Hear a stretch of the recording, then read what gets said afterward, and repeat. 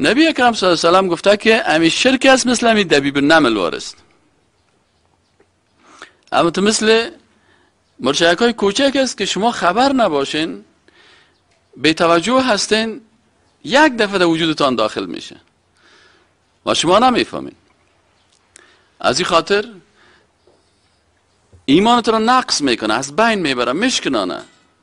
تو خوشحال هستی که والا ما بسیار خوب مسلمان هستم، بسیار خوب دیندار هستم. و شیطان یک چل بسیار خطرناکش هم همی هست که انسان در شرک داخل میکنه، باز میگه برو نال تسبیح 1000 دانه‌ای جور کن.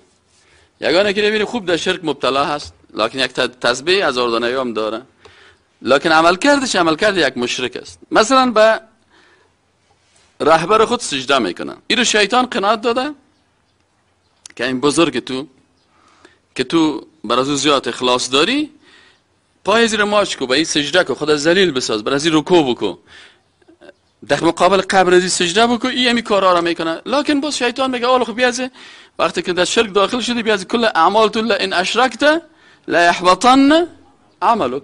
وقتی که در شرک داخل شدی اعمال تو چی شد؟ از بین رفت.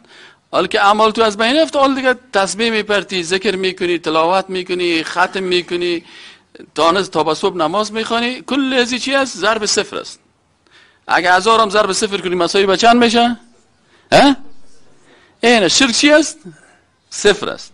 هر چیزی که کت شرکت ضرب کردی مساوی 1000 رکعت نماز ضرب شرک جمع شرک مساوی به چی میشه؟ صفر.